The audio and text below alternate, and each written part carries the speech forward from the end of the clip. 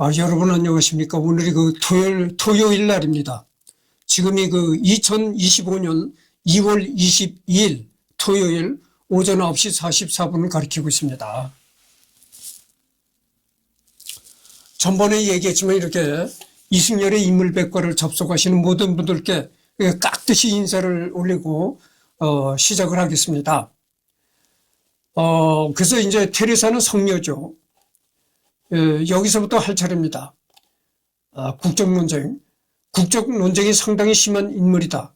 본인의 잘못이 아니고 마더 테레사의 출생지인 스코페의 주권국이 그녀의 일생 동안 발칸 전쟁과 제1차 세계대전, 제2차 세계대전 그리고 유고슬라비아 전쟁을 거치며 많이 바뀐 데다가 혈통은 스코페를 영토로 둔 적이 없었던 알바니아계라는 점, 그리고 활동하고 사망한 지역이 출생지와 멀리 떨어져 있는 인도라는 점에서 기인한다.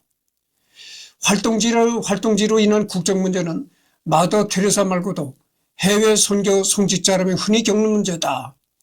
그러니까 이 테레사뿐만이 아니고 해외로 돌아다니면서 이제 선교 활동을 하는 사람에게는 언제나 이 국적 문제가 상당히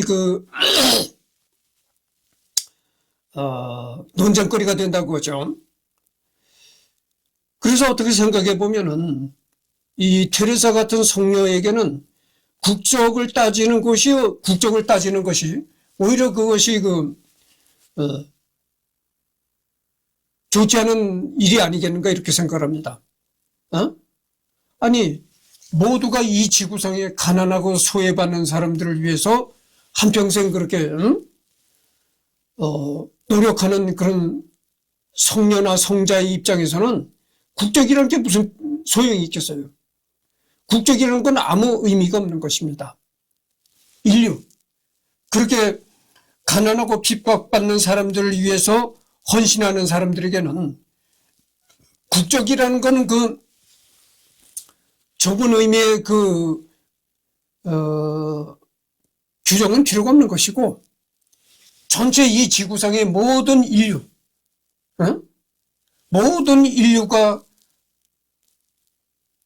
인류가 이렇게 선을 베풀고 이래야 할 입장이니까 굳이 국적을 따질 필요가 있을까요?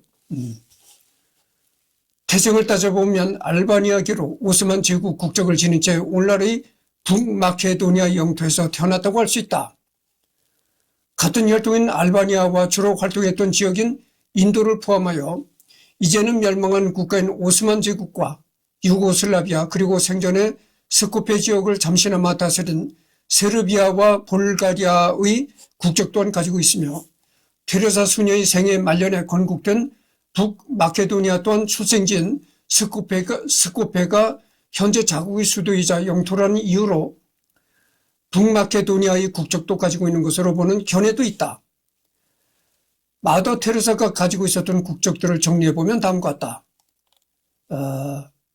출생지에 따른 국적, 오스만 제국, 테레사 수녀의 일생 동안 스코페를 통치했던 국가들을 표기했다. 그 다음에 세르비아 왕국, 볼가리아 왕국, 유고슬라비아 왕국, 볼가리아 왕국, 마케도니아, 이 국가는 멸망했다고 합니다. 유고슬라비아 사회주의 연방공화국, 지금도 슬라비아라는 나라가 있는데, 지금은 체코와 슬라비아로 이제 나눠졌죠. 근데 예전에는 공산국가였는데 지금은 자유국가로 이렇게 바뀌었습니다만, 북마케도니아 공화국. 이렇게 많은 나라가 테레사 수녀가 국적을 가지고 있던 나라였다. 이 말입니다. 출생지에 따른 국적. 그다음에 활동 지역에 따른 국적을 보면은 인도 자치령, 인도 공화국. 그다음에 혈통에 따른 국적을 보면은 알바니아계다. 그렇죠. 혈통으로 본다면은 테레사는 알바니아 혈통을 가지고 있고, 활동지로 본다면 이제 인도에서 주로 활동을 했으니까 인도 자치령. 그러니까 내가 전번에도 얘기를 했지만 방금 전에도 내가 얘기했습니다만은 세계 인류를 상대로 선을 베푸는 이런 성녀나 성자들에게는 국적이라는 개념이 별 소용이 없는 겁니다. 그렇잖아요. 어느 나라의 얽매이는 국적이 아니라 세계 지구촌 모든 세계의 모든 가난하고 소외받고 어려움을 겪는 사람들에게 봉사하는 거기 때문에 도저히 국적이 무슨 소용이 있겠습니까? 굳이 국적을 따진다면은 어느 나라 국적이 아니라 지구 국적이다, 이렇게 말할 수가 있습니다. 그것이 더 합당하다고 볼 수 있죠. 결국 이런 국적 논쟁 때문에 테레사 수녀의 임종 이후 알바니아와 인도는 테레사 수녀의 시신을 어디에 안치할 것인지, 나가서 그 국적은 어디에 있는지를 놓고 다투었다. 참고로 노벨상 수상 당시에는 인도 국적으로 수상했다. 단 이는 노벨 수상 당시 노벨위원회에서 그녀의 국적을 인도로 인정해 주었다는 뜻이 아니라 말 그대로 수상 당시 그녀의 국적을 말한다. 노벨상은 수상자의 국적을 기재하지 말라는 알프레드 노벨의 유언을 받아들여 공식적으로 수상자의 국적을 적지 않는다. 수상자의 출생지와 사망지 정도만을 기재할 뿐이다. 마더 테레사의 경우 워낙 논란이 심했다 보니 대신 수상 당시 거주지라는 명목으로 인도를 기재해 준 정도다. 그렇습니다.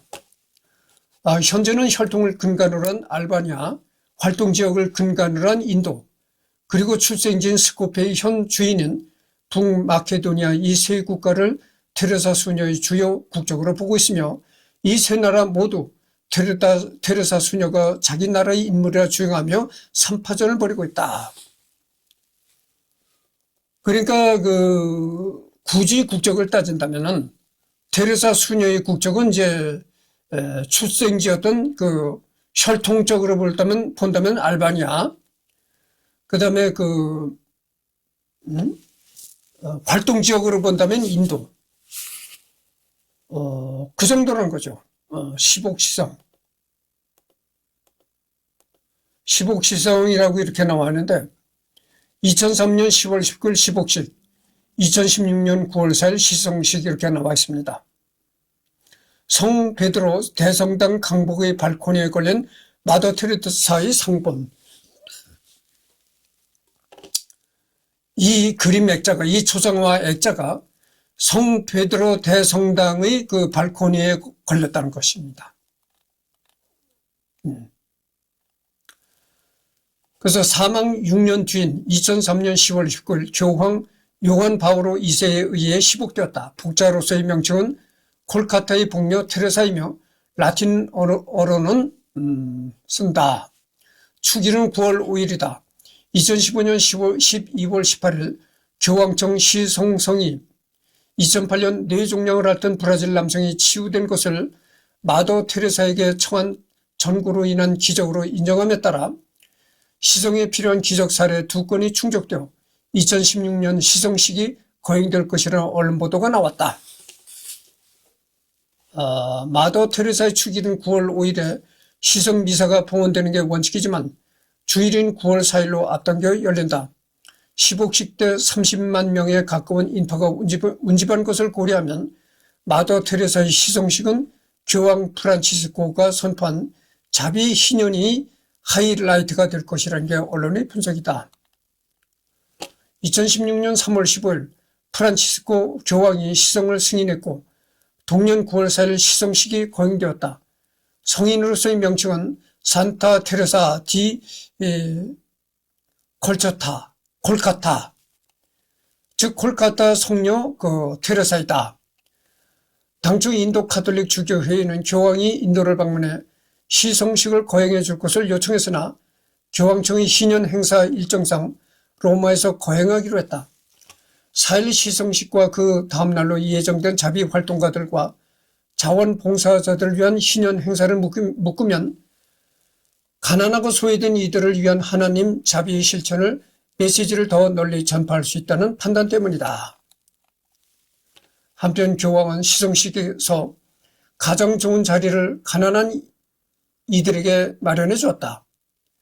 이들 1,500명은 이탈리아 전역에서 사랑의 선교 수녀회가 운영하는 환대의 집에 머무는 이들이 대부분이었다. 또한 시성식 뒤에는 바오로 6세 강당에서 이들에게 나폴레식 피자를 곁들인 점심을 사랑의 선교회 수녀들과 함께 직접 나눠줬다.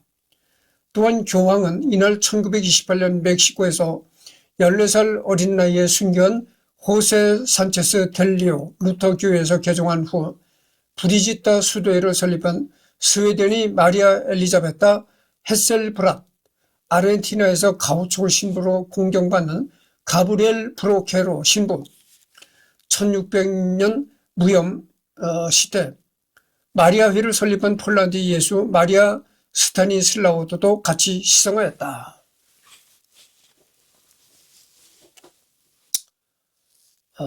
그러니까 로마 교황청에서도 이 테레사 수녀를 아주 성녀로 이렇게 추대했다는 거죠. 비판, 마더 테레사의 결정 문제가 대두된 것은 그녀의 시복 절차가 시작되면서부터다. 시복 절차가 시작되면 교황청은 조사자들을 두 무리로 나눈다. 이들은 현대 재판의 검사와 변호사의 역할을 맡는데 각자 자신들의 주장을 뒷받침하는 방대한 양의 자료를 수집하고 정리해야 한다. 쉽게 말하면 한쪽은 비난만 하고 한쪽은 칭찬만 해야 하는 것인데 이 주장을 뒷받침할 자료를 수집하는 과정은 현지 조사의 기간인 기본적으로 3년이나 4년이며 서류상의 검토는 대개 11년에서 13년 정도의 기간을 들인다. 양쪽이 수집한 자료를 토대로 교황청이 해당 인물은 생전의 부정적인 면모보다 긍정적인 면모가 뛰어나기에 성인으로 시성할 가치가 있다는 결론을 내려야만 성인으로 시성할 수 있다. 그래서 이 교황청이 인정하는 성인 인정을 받기가 상당히 힘든 거죠. 그렇잖아요, 여러분들. 성인을 아무나 성인이라는 그런 딱지를 붙이겠어요. 그러니까 교황청에서 인정하는 성인이란 꼬리표가 붙으려면은 상당히 고난에 차고, 그러니까 자기만을 생각하는 그런 인생이 아니고, 아까도 얘기했지만, 가난하고, 소외받고, 아무도 돌보지 않는, 이런 그런 사람들을 자기를 버리고 남에게 희생하는 그런 일생을 살아야, 그래야 성인으로서, 교황청에서 이제 인정을 한다 이거죠. 그러니까 그것이 상당히 어려운 일이다 그거죠. 사망 후 시복 절차를 밟으면서 대두된 문제이나 생전에도 몇 가지 이유로 비난받았다. 이는 그녀의 문제라기보단 수도자 혹은 가톨릭 신자로서 취하게 되는 근본적인 입장 또는 반종교적인 시선을 가진 이들이 주장하는 것도 있지만 사회적으로 움직일 수 없는 의혹을 던져주는 몇몇 사건도 존재한다. 대표적으로 반그리스도교 성령 진보 언론인인 크리스토퍼 히진스는 테레사 수녀가 활동하고 있던 1980년대에 자비를 편다라는 책을 통해 그러한 일련의 사건들에 대한 의문을 던졌다.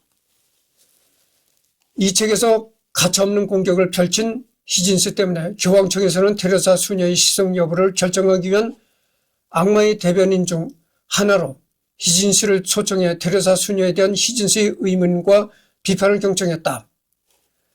아래에 있는 비판도 봉사시설 운영 논란을 제외하면 단순히 테레사 개인에 대한 비판이라기보다 그리스도교 비판에 가까운 입장이라는 걸 알 수 있다.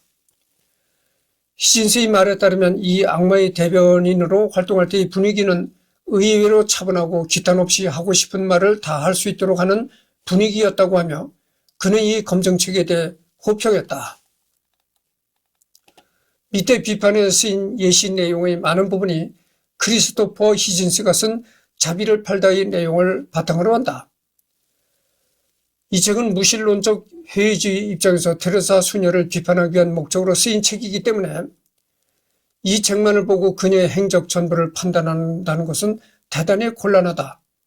가톨릭 신자라면 일반적으로 위인들에게 갖는 존경심 이상으로 성녀인 마더 테레사에 대한 신앙적 경의를 지니고 있을 것이다. 그러나 이러한 가톨릭 신자들의 관점과 무신론자가 보는 세속 가치관과 충돌하는 종교인의 이미지는 차이가 확연할 수밖에 없다.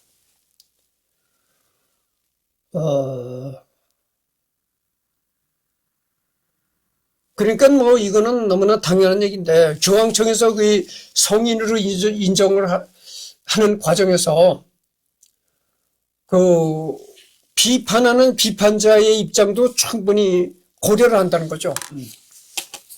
고려를 해서 성인으로 이제 결정을 내린다, 이런 얘기입니다. 의료기관 기관 운영, 고급 병원 입원, 자비의 집 봉사 활동을 했던 이들이 증언에 따르면 테레사 수녀는 자비의 집을 현대적인 의료시설로 바꾸려는 의도가 전혀 없었으며 단지 죽어가는 이들을 방치하는 수준의 원시적인 시설 관리만을 했다고 한다. 이건 가톨릭 교회 외부에서만 나온 비판이 아니었다. 자비의 집에서 봉사했던 의사 출신의 어느 수도 사제는 공중보건학 전문가로서 자비의 집 운영에 대해 테레사 수녀에게 조언을 해줬으나 그건 우리 방식이 아니다라고 고집스럽게 말을 듣지 않았다고 한다. 현대인 노인 요양원이라고 생각하면 안 된다. 시대도 시대의 이건희와 그 당시 기준으로도 열악한 시설이었다. 즉 자유롭게 돌아다닐 수 있는 수용소 수준. 일부 증언에 따르면 주사바늘 여러 개를 끓는 물도 아니고 찬물 아래 비벼 씻는 곳으로 소독을 마친 경우도 비일비재했다고 한다. 진통제 같은 기본적인 약들도 구비가 어려워 꼭 필요한 때만 주곤 했다고 한다. 또한 적절한 처방만 하면 살 수 있을 어린아이 등을 똑같이 빈약한 치료만으로 죽게 만든 점에 대해서도 비판의 여지가 있다. 그녀가 받았을 기부금의 액수를 생각해보면 빈민 모두를 최상의 시설과 인력으로 치료하는 것은 불가능하다고 쳐도 기자재가 충분히 갖춰진 시설에서 치료하는 것은 충분히 가능했다. 그래서 병원에서 사망률은 다른 병원보다 아주 높았다고 한다. 그에 반하여 병원에 근무하는 가톨릭 신자이던 직원들의 업무량과 지급되던 급여는 아주 두둑한 수준이었다고 한다. 세계로부터 흘러나오는 막대한 지원금 내역은 공개되지 않는 데 반해 실제로 현지에 지어지는 의료기관이 극도로 빈약하다는 사실로 공격을 받았다. 그리고 이런 열악한 시설을 그냥 이곳저곳 늘리는 데에만 집중한 면모도 선교에만 치료하는 게 아니냐는 의견도 있다.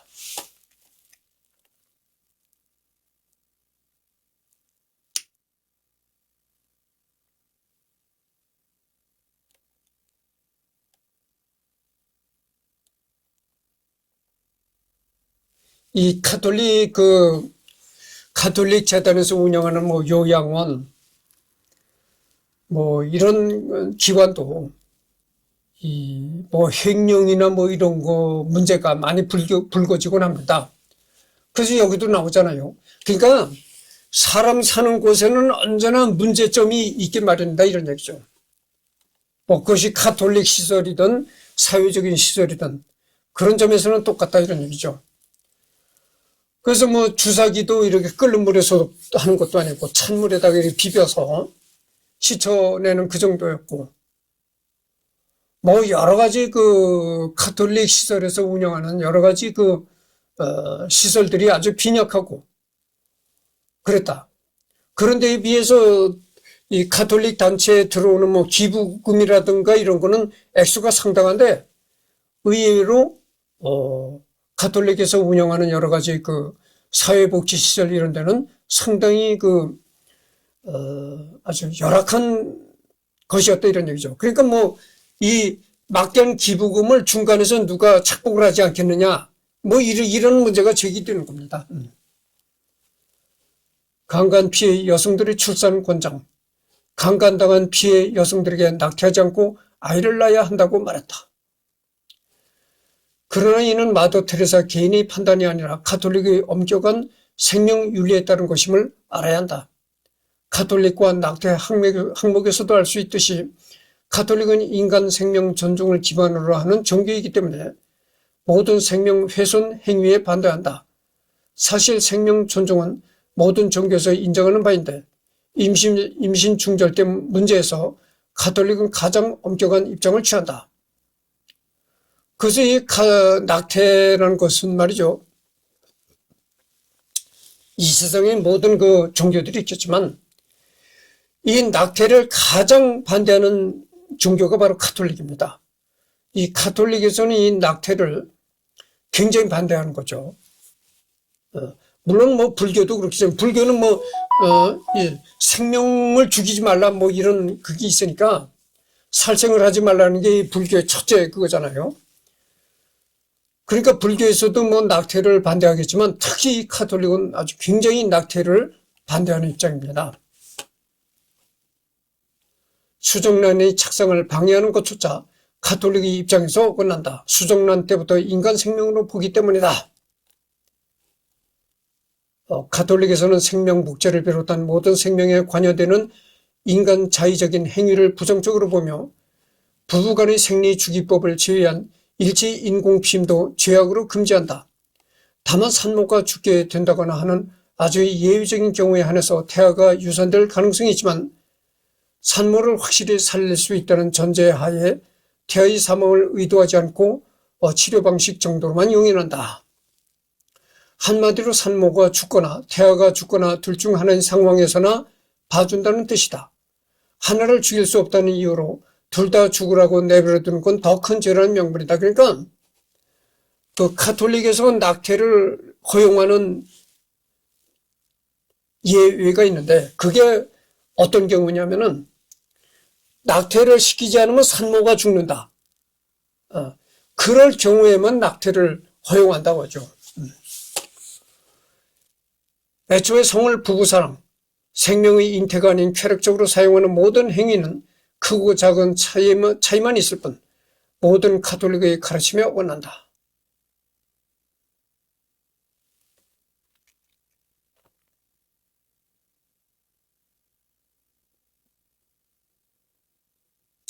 그러니까 이 가톨릭이 말이죠. 가톨릭이 얼마나 보수적인 그 종교인가 그걸 알 수 있습니다. 이 가톨릭에서는 부부간에 섹스하는 것도 마누라와 남편이 섹스하는 것도 쾌락만을 위해서 섹스하는 건 반대한다 이거죠. 그러니까 부부간의 섹스마저도 쾌락만 느낄 목적으로 섹스를 하지 말고 반드시 잉태를 목적으로 한 섹스를 해야 된다 이거죠. 임신을 하기 위한 섹스만이 허용된다고 봅니다. 그러니까 이 가톨릭이 얼마나 보수적인 종교인가 알 수 있는 것이죠. 여러분 그 부부간에는 말이죠.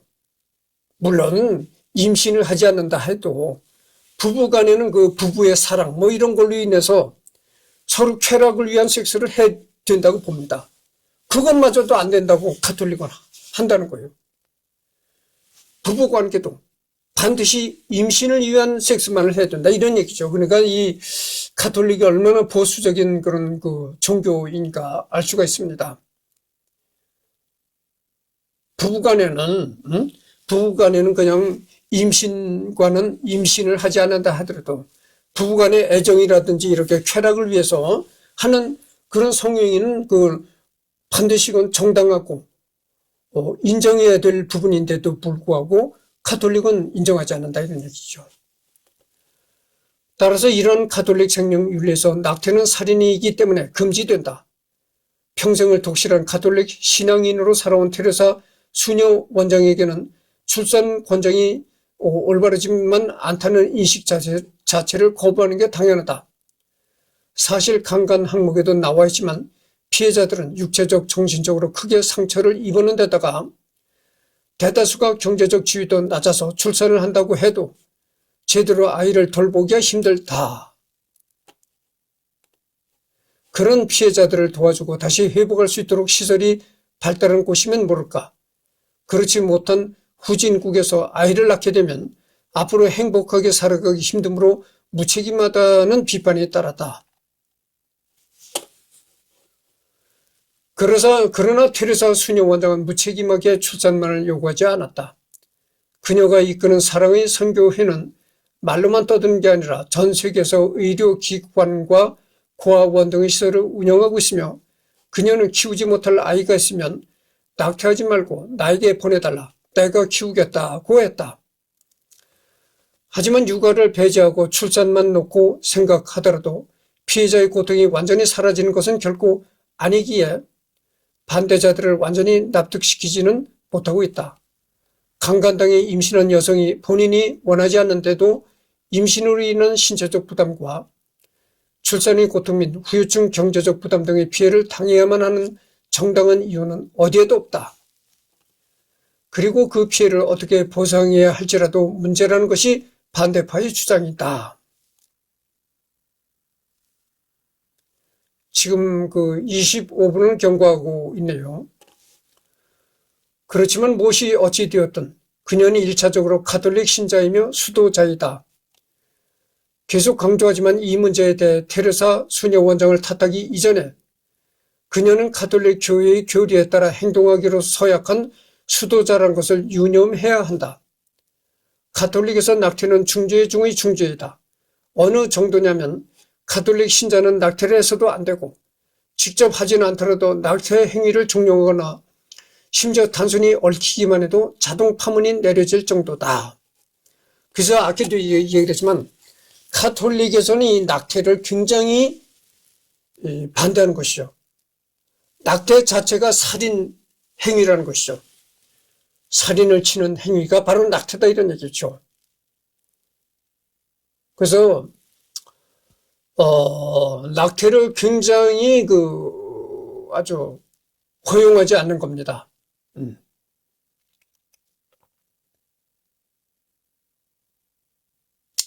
그리고 이 낙태뿐만이 아니고요. 이 가톨릭에서는 또 낙태 다음으로 가장 금지하는 게 자살입니다. 자살. 그래서 뭐 살다가 어려워지거나 도저히 이 세상에서 살아갈 용기가 없다면은 자살을 그런 길도 열어줘야 한다고 난 봅니다. 근데 이 가톨릭에서는 낙태와 자살을 가장 죄악시한다는 거죠. 아무리 내 목숨이라도 내가 내 목숨을 끊을 권리조차도 없다. 그거죠. 가톨릭에서는 그렇게 자살을 아주 엄격히 금지하는 겁니다. 근데 아까 내가 바로 얘기했듯이 자기가 자기 목숨을 끊을 수 있는 권리도 없다면은 무슨 의미가 있겠어요? 생의 의미가 없는 겁니다. 차라리 사는 것보다 죽는 것이 더 낫다고 판단될 때에는 자살할 수도 있다 이런 얘기죠. 그런데 이 가톨릭은 그렇지 않다 할 겁니다. 그래서 가톨릭이 너무나 엄격하고 보수적이기 때문에 어떻게 보면 이 가톨릭이 현대 우리 생활과는 좀 동떨어지다. 현대의 윤리와는 맞지 않는다. 이런 점도 있어요.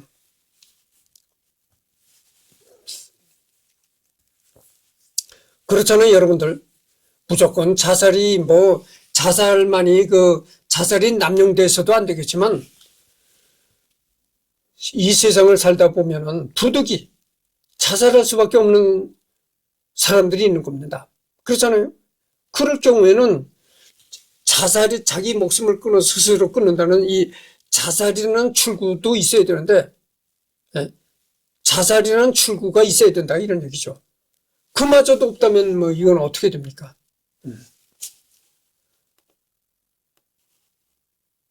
그래서 나는 내 개인적인 생각은 말이죠.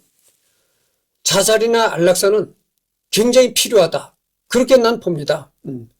정의는 이 사회를 살다가 진짜 어마어마한 자기 능력으로서는 도저히 갚을 수 없는 커다란 빚을 졌다든가, 어떤 굉장히 정신적인 충격을 받아서 일상생활이 불가능하다. 이럴 경우에는 자살도 차선책으로 선택해야 되는 겁니다. 자살이나 안락사가 허용되어야 하는 것이죠.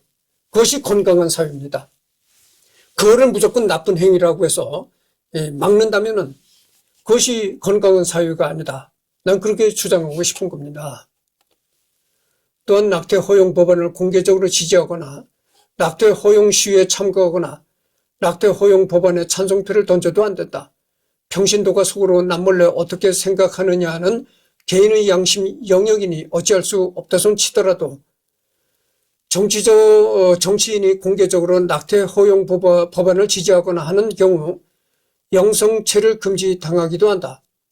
미국의 정치인 낸시 펠로시가 이 케이스에 속하는 경우 신성모독이나 현실에서도 범죄인 죄를 저지르지 않는 한 타이르기만 하고 잣대를 잘 들이대지 않는 일반 신자에게도 저 정도로 엄격하게 나가는데 평생 교리에 순종하며 살아가기로 서약한 수도자라면 일례를 들자면 브라질의 수녀이자 해방신학자인 이번 게바라가 낙태의 합법화를 지지했다가 요제프 라친코 추기경이 장관으로 있던 신앙교리성에서 2년 침묵 처분을 받기도 했다.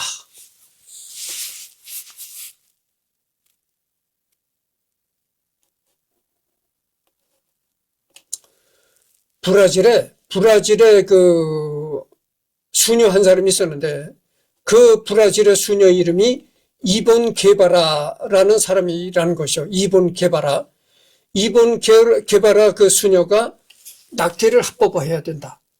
가톨릭 교회에서도 낙태를 허용해야 된다. 이렇게 그 주장을 했다가 신앙교리성이라는 곳에서 2년 동안 너는 입을 닫고 살아라.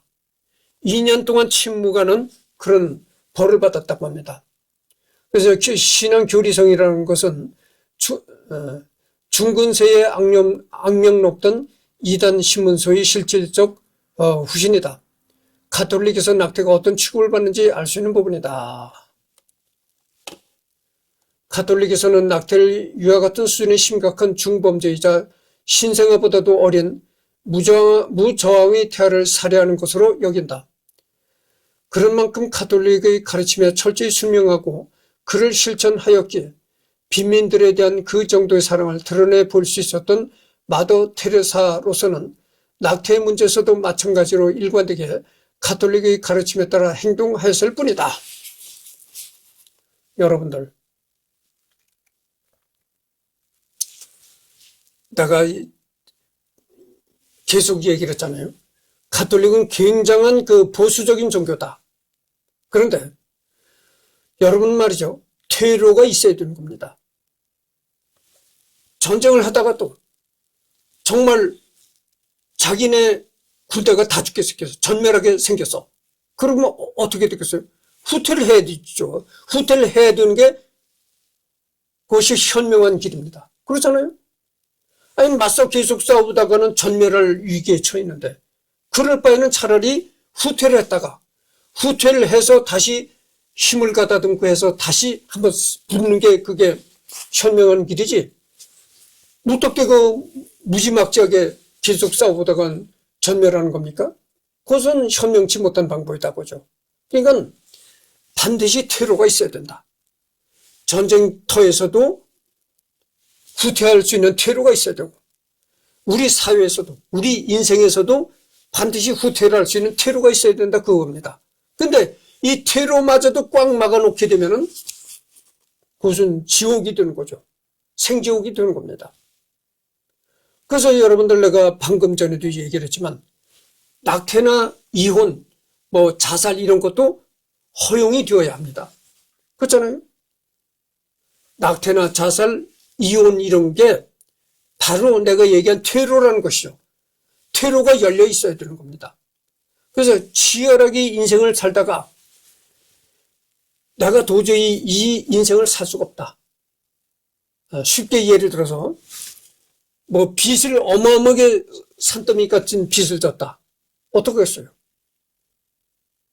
어떻게 보면 그 자살이라는 게 자살하는 게 현명할 수가 있는 겁니다. 그리고 내가 임신을 했는데 이걸 이해를 낳다가는 사회적으로 여러 가지 곤경에 처할 수 있고 그렇다. 그럴 경우에는 낙태를 하는 게 현명한 방법입니다. 또 이혼도 그래요. 이혼도 이 남자하고 사는데 이 남자가 계속 가정폭력을 저지르고 마누라를 때려서 시퍼렇게 멍이 들고 전신을 구타당하고 이렇게 되면 어떻게 하겠어요? 이혼을 해야 되는 거죠. 근데 이혼하지 말라, 낙태하지 말라, 자살하지 말라 이렇게 하면은 퇴로가 완전히 없어지는 거예요. 그래서 이 카톨릭이 앞으로 이 카톨릭이 좀 더 현실적으로 변모하기를 바랍니다. 방금 전에도 내가 이 얘기를 했지만 퇴로가 있어야 되는 겁니다. 전쟁터에서도 퇴로가 있어야 되고, 우리 인생에서도 퇴로가 있어야 되는 거죠. 인생에서 퇴로라는 건 뭡니까? 낙태, 안락사, 자살, 이혼, 이런 게 퇴로라는 것이요. 여러분들 메가더가 인천 상륙작전을 결행한다고 했을 때 모든 참모들이 다 반대를 했잖아요. 고위직 참모들이 다 반대했단 말이죠. 왜 반대를 했습니까? 퇴로가 없다는 얘기죠. 만약에 인천 상륙작전을 하겠다고 인천 상륙작전을 감행했다가 물이 싹 빠지면 어떻게 됩니까? 갯벌에서 퇴로가 완전히 없어진다. 5도 가도 못하고 그 수많은 병력들이 다 죽는다. 그래서 반대를 했던 겁니다. 그러니까 인천 상륙작전이라는 건 그 정해진 시간 내에 딱 물이 들어왔을 때 그 정해진 시간 내에 작전을 끝내야 한다는 것이죠. 그런 엄청난 부담이 있는 겁니다. 그래서 물이 들어오면은 퇴로가 완전히 없어진다. 그래서 모든 참모가 반대를 했던 것입니다. 그러니까 이 전략을 짤 때는 언제든지 퇴로를 생각해야 되는 겁니다. 그러니까 이 작전이 실패했을 때 퇴로가 있는가? 이것도 검토를 해야 된다는 얘기죠. 그렇잖아요. 어느 작전을 짜고서는 전쟁을 치렀는데 퇴로가 없는 전쟁이다? 이거는 전투를 하다가 이 전투에 실패했다 하면 거기서 못한 몰살을 해야 되는데, 그러니까 이 전쟁에서도 이 전술을 짤 때 퇴로가 있는가 이거를 진지하게 검토해 보고 작전을 짜는 겁니다. 근데 인천 상륙작전이라는 건 이거 퇴로가 없는 싸움이에요. 물만 빠졌다면 거기서 갯벌에서 다 죽는다 이거죠. 그래서 이제 메가더 장군 참모들이 극렬하게 이 작전을 인천 상륙작전을 반대했는데, 메가더가 뭐라고 했냐면은 그러기에 바로 성공할 수 있다. 이렇게 역으로 생각했던 겁니다. 물이 싹 빠지면 완전히 퇴로가 없어진다. 이런 곳에 과연 상륙이라는 무모함을 할 수가 있겠는가? 오히려 적이 그렇게 생각하기 때문에 인천 쪽에는 방심한다. 적이 방심한다고 하죠. 그럴 거 아니겠어요? 아니, 물만 쫙 빠지면 전부 갯벌인데, 이런 곳에 상륙할 거라는 걸 생각하겠어요. 그러니까, 적이 오히려 방심한다고 하죠. 하여튼 그래서 지금 38분을 경고했는데, 하여튼 2분이 없는 40분입니다. 그래서 이 탄압받는 이들의 인내 요구는 다음 시간에 하도록 하겠습니다. 그래서 테레사 수녀는 성녀입니다. 성녀.